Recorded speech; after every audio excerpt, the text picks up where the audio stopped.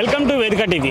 ప్రస్తుతం హైదరాబాద్లో చూసుకుంటే హైడ్రా అనేది ఆగని పరిస్థితి కనపడుతుంది. ఎందుకు అంటే దాదాపుగా గత సంవత్సరంలో చూసుకుంటే హైడ్రాకి సంబంధించి ఎన్నో బిల్డింగ్లు అయితే అక్రమ కట్టడాలని చెప్పేసి కూల్చివేయడం జరిగింది. అలాగే మూసీ నది పక్కన ఉన్న బిల్డింగ్లు కూడా చాలా వరకు అయితే అక్రమ కట్టడాల కింద అయితే కూల్చివేయడం జరిగింది. ప్రస్తుతం ఇప్పుడు చూసుకున్నట్టయితే కొత్త సంవత్సరంలో కూడా హైడ్రా అనేది దూకుడుగా వ్యవహరిస్తుందని అయితే చూసుకోవచ్చు. ప్రస్తుతం ఇక్కడ చూసుకున్నట్టయితే మాదాపూర్లోని అయ్యప్ప సొసైటీలో ఉన్న షేర్లింగపల్లి మండలం కనాన్మెంట్ విలేజ్లోని అయ్యప్ప సొసైటీలో 684 గజాల్లో ఒక అక్రమ నిర్మాణ భవనాన్ని హైడ్రా కమిషనర్ రంగనాథ్ గారు పరిశీలించారు. జిహెచ్ఎంసీ నోటీసులు, హైకోర్టు ఉత్తర్వులు పట్టించుకోకుండా సెల్లార్ గ్రౌండ్ ఫ్లోర్లో పాటు 5 అంతస్తుల భవనాలను నిర్మించడంపై స్థానికుల నుంచి వచ్చిన ఫిర్యాదుల మేరకు హైడ్రా, రెవెన్యూ, జిహెచ్ఎంసీ అధికారులతో కలిసి అయ్యప్ప సొసైటీలో 100 ఫీట్ల రోడ్డు ఆనుకొని ఇక్కడ జిహెచ్ఎంసీ చందానగర్ సర్కిల్లో అధికారులు ఇచ్చిన షోకాజ్ నోటీసుల పాటు హైకోర్టు ఉత్తర్వులు కమిషనర్ ఏవి రంగనాథ్ గారు పరిశీలించారు.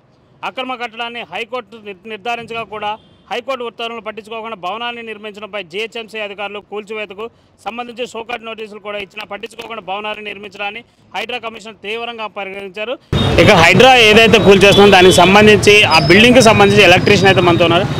అన్న, మీతో ఏమని చెప్పారు? ఇట్లా కూల్చివేతలు జరుగుతున్నాయి ఏం చెప్పాలి అన్న. నిన్న వచ్చినారు ఆఫీసర్స్, జిహెచ్ఎంసీ ఆఫీసర్ వచ్చినారు, సర్వే చేయడానికి వచ్చినారు. ఇది ఇలా ఎన్ని ఫ్లోర్ ఉంది, ఏమేమి ఉంది అంతా సర్వే చేసినారు. సర్వే చేసిన తర్వాత వాళ్ళే మాట్లాడుకున్నారు. మేము అక్కడ సైడ్లో నించున్నాము. ఏ సర్వే చేస్తున్నారని మేము సైడ్లో నించున్నాం, మాకు తెలియదు. ఈరోజు పొద్దున సైడ్కి వచ్చినాం. మేము సైడ్కి రాగానే ఆఫీసర్స్ అందరు వచ్చినారు.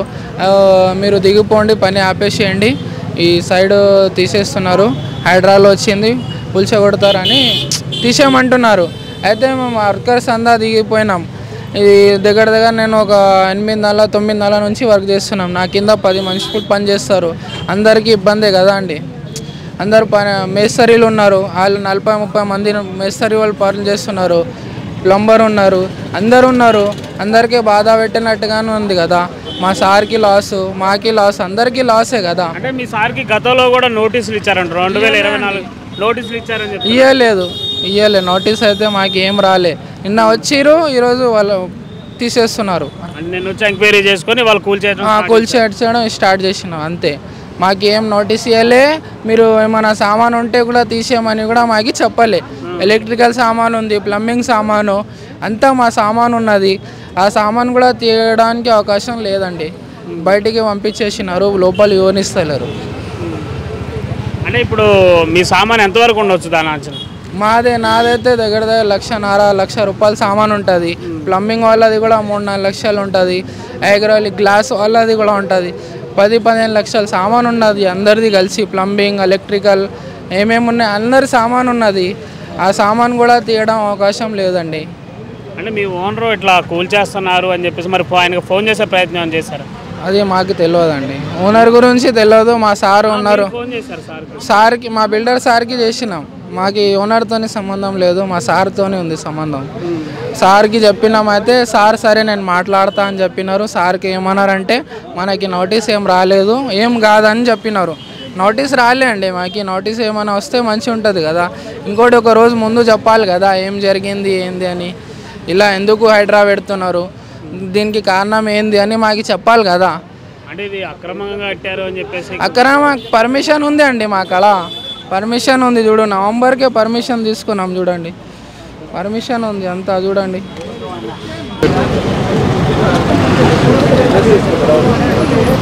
అంటే పర్మిషన్ లెటర్ కూడా ఉన్నాక కూడా హైడ్రా వాళ్ళు కూల్చేస్తున్నారు. అంటే ఎన్ని రోజుల నుంచి ముందు, అంటే ముందే అని చెప్పారు? అసలు ముందు ఒక రోజు ముందు చెప్పలేదు మీకు? మాకు ఏం చెప్పలే, కూల్చేస్తారని ఏం చెప్పలే మాకు. ఈరోజు వచ్చినారు, అందరికీ బయటికి ఇవ్వమన్నారు. మేము కూడా వచ్చేసినాం. సార్ మా సామాన్ ఉంది అది అయితే తీసేస్తామంటే ఓన్లీ ఇది మాకు బిల్స్ ఉన్నాయి, ఆ బిల్స్ ఒకటే తీసుకొని వచ్చినాం. సామాన్ అంటే చిన్న సామాన్ కాదు, ఒక 2 గంటలు ఇస్తే అంత పెద్ద సామాన్ ఉంటుంది. అదేనా కనీసం తీసుకొని బయటికి వస్తుండే మేము.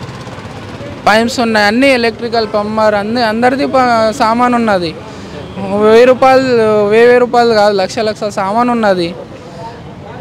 రైట్, ఇది పరిస్థితి. బిల్డింగ్కి సంబంధించి దాదాపు లోపల 15 లక్షల రూపాయల సామాన్ ఉంది. ఆ సామాన్ తీసుకోవడానికి కూడా ఒక గంట కూడా అవకాశం ఇవ్వకుండా హైడ్రా వాళ్ళు అయితే కూల్చారు. దీనికి సంబంధించి పర్మిషన్ ఉందని చెప్పేసి అయితే ఎలక్ట్రీషియన్ అయితే తన దగ్గర ఉన్న రిసిప్ట్స్ అయితే మనకు చూపిస్తున్నాడు. ఎందుకంటే పర్మిషన్ ఉన్నా కానీ ఇలా కూల్చేస్తున్నారు, మా సంబంధించిన కాంట్రాక్టర్ ఫోన్ చేస్తే ఎందుకు వచ్చారు, ఎందుకు అట్లా కూల్ చేస్తారు, నిన్న వచ్చి ఎంక్వైరీ చేసుకుని వాళ్ళు కూల్ చేయడం ఏందని చెప్పేసి చెప్పారు.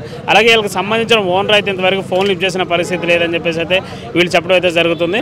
మరి ఈ హైడ్రాకి సంబంధించి ఇట్లా దూకుడు వ్యవహారంలో భాగంగా ఎవరైతే వర్క్ చేసే వాళ్ళనో వాళ్ళ సామాన్లు తీసుకొని ఇచ్చేదానికి టైం ఇస్తే బాగుండు అని చెప్పేసి అయితే చెప్తున్నారు. ప్రస్తుతం మనం ఇక్కడ హైదరాబాద్లోని ఐఎఫ్ సొసైటీలో ఉన్న ప్రస్తుతం అయితే మనకు కనపడుతున్న బిల్డింగ్ అయితే 5 అంతస్తుల బిల్డింగ్, గ్రౌండ్ ఫ్లోర్తో కలిపి 5 అంతస్తుల బిల్డింగ్. దానికి గతంలోనే 2024లోనే నోటీసులు ఇచ్చిన తర్వాత కూడా వాళ్ళు అనేది నిర్మించడం అనేది పూర్తి స్థాయిలో చేశారు అని చెప్పేసి రంగనాథ్ గారు మళ్ళీ పరిశీలించి మళ్ళీ నోటీసులు ఇవ్వడం, కోర్టు నుంచి కూడా రెడ్ పిటిషన్ ఇవ్వడం, అంతా జరిగిన తర్వాత కూడా అతను అధికారులు అనే వాళ్ళు పట్టించుకోకుండా వాటికి సంబంధించి అప్రూవల్స్ ఇవ్వడం అన్నీ జరిగినాయి. దాని తర్వాత చూసుకున్నట్టయితే ఇప్పుడు ప్రస్తుతం చూసుకుంటే హైదరాబాద్లో ఐఎఫ్ సొసైటీలో ఆ బిల్డింగ్ని అయితే కూల్చేసే ప్రయత్నం. ఆ బిల్డింగ్కి సంబంధించిన అక్కడ ఇంతవరకు పనిచేసిన వాచ్మెన్ అయితే ఉన్నారు. హైడ్రా వాళ్ళు వచ్చి ఏమైనా మాట్లాడారు మీతో ఇట్లా కూల్చేస్తున్నారు? ఎవరు చెప్పలేదు సార్, మాకు ఎవరు చెప్పలేదు. ఏ టైంకి వచ్చారు వాళ్ళు? నిన్న 12, 1:30 ఒకటి అయినట్టు సార్ వచ్చారు. నిన్న 1 కూడా కాలే, లోపలనే వచ్చారు. వచ్చి పనులు బంద్ చేయించారు. పనులు బంద్ చేపిస్తే పనులు బంద్ చేశారు. తర్వాతకి వెళ్ళిపోయారు. వాళ్ళు వెళ్ళిపోయినాక మళ్ళీ ఏదైనా కొద్ది పనులు ఉంటే పనులు పని చేసుకోరు. మరి అప్పుడు ఈ సూపర్వైజర్ నాకేం చెప్పలే, సార్ వాళ్ళు ఏం చెప్పలేదు. ఇక అప్పటికి మళ్ళీ అదాచేదిగా మళ్ళీ మా పని మేము చేసుకున్నాం. అది అయిపోయింది. పత్రపట్ట నేను చేయాల్సిన పని ఏంది, నీళ్ళు కొట్టుకున్నా. 8:30 అయింది నీళ్ళు కొట్టొస్తే అలాగా. అన్నం కూడా తినలే, చాయ ఒకటి తాగిన, అన్నం వండుకున్నాక ఎక్కి వచ్చారు. మొత్తం ఎక్కి మీద పడరు, వచ్చి ఎక్కి మీద పడరు. సార్ నా సామాన్లు ఉన్నాయి సార్, నా వండుకునే సామాను సార్. అన్నం కూడా తెలుసు, అన్నం వండుకున్న సార్కి మూత కూడా చేశారు. అన్నం తింట సార్, గిన్నెలు తెచ్చుకోండి సార్, మేము బట్టలు ఉన్నాయి సార్, బట్టలు తెచ్చుకోండి సార్. ఛాన్సే నువ్వు బయటికి వెళ్ళాము. అంటే దీనికి సంబంధించి 2024లోనే నోటీసులు ఇచ్చారంట కదా ఈ బిల్డింగ్ అక్రమంగా. ఆ సంగతి నాకు తెలియదు సార్, అది నాకు తెలియదు. అంటే కూల్చేసే ముందు ఒక మాట కూడా ఎవరు చెప్పలేదు సార్, మాకు కూడా తెలియదు. మా సారే మాకు చెప్పలేదు, కనీసం మాకు ఉన్న సూపర్వైజరే చెప్పలేదు. ఆ సామాన్ చదువుకో, మరి రేపు వాళ్ళు వస్తారట పడేస్తారట సామాన్ సూపర్వైజర్ చెప్పినా సామాన్ బయట వేసుకుంది కదా నేను, అది కూడా ఆయన కూడా చెప్పలే. ఏం చేయాలి సార్, వాళ్ళు వచ్చేస్తారు పని చేసుకున్నాం. ఇప్పుడు వచ్చి ఏకైకిన సామాన్లన్నీ అలానే ఉండిపోయినాయి. లోన పోయి ఒక గంట సేపు టైం వేయండి, ఒక అర్ధగంట ఇవ్వండి, కొన్ని తెచ్చుకుంటా, కట్టుకునే బట్టలు తెచ్చుకుంటా అన్నా కానీ పోలీసు వాళ్ళు ఆపేశారు సార్. ఇది అంటే మీరు ఎక్కడి నుంచి వచ్చారంటే ఎన్ని సంవత్సరాల నుంచి ఇక్కడ పని చేస్తాను, వాచ్మెన్ చేత అక్కడ ఆడ పని ఇది అయిపోయింది, ఇంకో ఆడిపోతాం, ఈడ అయిపోయింది ఇంకొక అడిగిపోతాం. అట్టే నేను చేసేది అదే. అంటే ఇప్పుడు ఒక్కసారి కూల్చేసారు, మీ జీవనోపాధి కోల్పోయినట్టే, జీవనం కూలిపోయినట్టు అయిపోయింది. చేసిందంతా ఏడైపోయింది. ఇప్పుడు నేను చేసిన జీవనం అంతా ఇలానైపోయింది. ఇప్పుడు అంటే వాళ్ళు అక్రమ కట్టడం కట్టుకున్నారు, మిమ్మల్ని పనికి పెట్టుకున్నారు. మరి మీకు కావాల్సిన జీతం అనేది ఎట్లాంటి ఇచ్చారు? జీతం కూడా తారీఖు ఇవ్వలేదు సార్. జీతం 1 తారీఖు ఇవ్వాల్సింది సార్ ఊరిపోయింది, రాలేదు సార్. 5వ తారీఖు అయింది, తారీఖు జీతం కూడా రాలే. రేపు ఒకళ్ళు పొమ్మన్నా కానీ ఛార్జీకి కూడా డబ్బులు లేవు. ఇప్పుడు నాకు ఇక్కడ పోవటానికి కూడా ఆటో ఛార్జీ కానీ డబ్బులు ఇవ్వాలా సార్, జీతం డబ్బులు కూడా లేవు. ఇది పొద్దుసింది. మరి ఇప్పుడు ఎక్కడ ఉంటా అంటే ఉండడానికి ఏమైనా ప్లేస్ ఉందా? మళ్ళీ లేదు సార్, చూసుకోవాలన్నా కానీ ఛార్జ్ లేదు కదా సార్. ఆడ చూసుకోవాలి సార్. ఇప్పుడు నేను ఇప్పటికిప్పుడు సామాన్ ఆడ చూసుకోవాలి చెప్పు. అంటే మీరు ఒక్కళ్ళే ఉంటారు ఇక్కడ? నేను, నా కొడుకు చనిపోతే నా కొడుకు పిల్లగాళ్ళు 2, నా కోడలు, నేను మొత్తం మేము చిన్న అమ్మాయిని ఒక అమ్మాయిని హాస్టల్ వేసిన. కొడుకు చనిపోయినాక ఆ కరోనా చనిపోయింది పిల్లగాడు. కరోనా చనిపోతే పిల్లగాడిని పిల్లని హాస్టల్ వేసిన పోయిన సంవత్సరం. పిల్లగాడి దగ్గర చదువుకుంటాడు. కోడలు ఏదో చిన్న జాబ్కి పోయిద్ది, మా ఆమె చిన్న హోటల్లో పనికి పోయిద్ది. నేను వాచ్మెన్ చేసుకుంటాను సార్. అది అంటే దాదాపు ఇక్కడ పని చేసుకున్నా కానీ సరైన మీకు సామాన్లు తీసుకోవడానికి కూడా అవకాశం ఇవ్వకుండా చేశారు. వీళ్ళు ఒక్కడనే ఉన్నా ఎవరైనా పిలుచుకోండి సార్, తీసుకోండి సార్ అని ఛాన్స్ ఇవ్వలేదు. ఎవరైనా పిలుచుకొని తీపించుకోండి సార్, బయట వేసుకోండి సార్ అని ఛాన్స్ ఇవ్వలేదు. అందులో సామాన్ తీయలేదు అసలు? సామాన్ అయితే ముట్టుకోలే. వాళ్ళు తీపిస్తాం అన్నారు, తీసారో తీయలేదో తెలియదు. అవి ఎట్టున్నాయో ఇంకా నాకు తెలియదు, మరి ఎట్టున్నాయో తెలియదు సార్. అసలు మేము చేస్తాం నీకు ఎందుకు అన్నారు. ఇంకా సామాన్ అయితే లోన ఉండిపోయినాయి.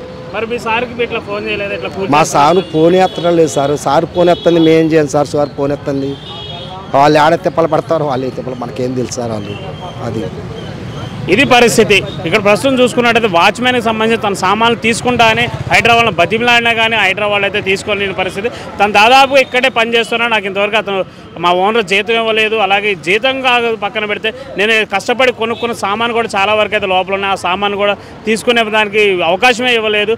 వచ్చారు, ఒకటినా వచ్చారు, వచ్చి ఎమ్మటే కూల్ చేస్తాను, నువ్వు బయటికి వెళ్ళు అని చెప్పేసి చెప్పడంతో అతను ఒక్కసారిగా బయటకు వచ్చాడని చెప్తున్నాడు. అలాగే దాదాపుగా అయితే దీనికి సంబంధించి 5 అంతస్తుల బిల్డింగ్కి నోటీసులు ఇచ్చి కూడా దాదాపు 3-4 నెలలు గడుస్తున్నా కానీ ఇంతవరకు పూర్తి స్థాయిలో వీళ్ళకి సమాచారం ఇవ్వకుండా ఓనర్ అలాగే పనులు చేపిస్తున్నాడని చెప్పేసి అయితే ఇక్కడున్న వాచ్మెన్స్ అయితే చెప్పడం జరుగుతుంది.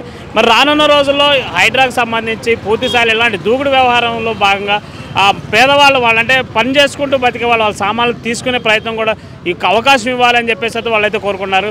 కెమెరామెన్ తోట జయప్రకాష్తో ఖమ్మం బాబు, వేదిక టీవీ.